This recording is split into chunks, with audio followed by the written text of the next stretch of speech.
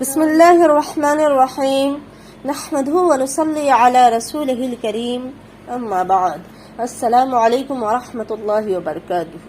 میری عزیز بہنوں، جہاں سلام کرنے کا اسلام میں بہت زیادہ اہمیت ہے، کہا جاتا ہے کہ السلام قبل الکلام، بہت ساری اس کی فضیلت ہے اسلام میں۔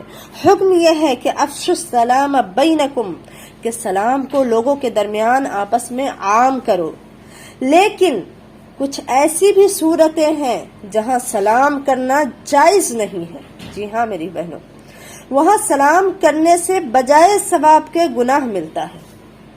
شریعت نے اس بات کا باریکی سے جائزہ لیا کہ کوئی عمل ایسا نہ کرو کہ جو دوسرے کے لیے تکلیف کا باعث بن جائے۔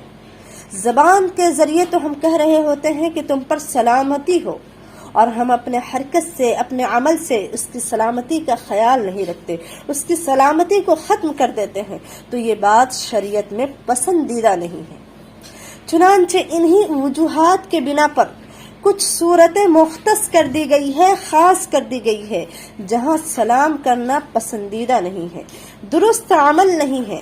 چنانچہ کوئی آدمی کسی کام میں مشغول ہو اور یہ اندازہ ہو کہ ہمارے سلام کرنے سے اس کا دھیان بٹ جائے گا، اس کے کام میں خلل واقع ہوگا، تو ایسے موقع پر سلام نہ کرنا افضل ہے، اور کرنا یہ مکروہ عمل ہے۔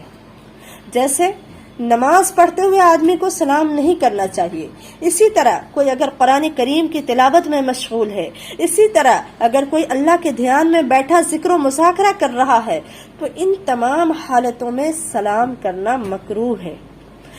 فقہائے کرام نے یہاں تک لکھا ہے کہ اگر کوئی شخص کھانا کھا رہا ہے اور ہمیں یہ توقع ہے، امید ہے کہ ہمارے سلام کرنے سے بیچارہ ہڑبڑا کے اٹھ جائے گا، اس کے کھانے کے عمل میں خلل واقع ہوگی، تو یہاں پر بھی سلام کرنا درست نہیں ہے۔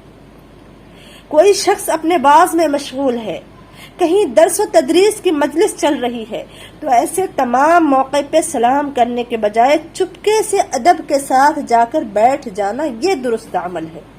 چونکہ یہ شریعت مطہرہ ہے، یہاں پر باریک سے باریک اور چھوٹی سے چھوٹی چیزوں کا بھی ادب ملحوظ رکھا گیا ہے کہ کوئی ایسا کام واقع نہ ہو جو انسانی طبیعت پر گراں محسوس ہو اور تنفر کا باعث بنے۔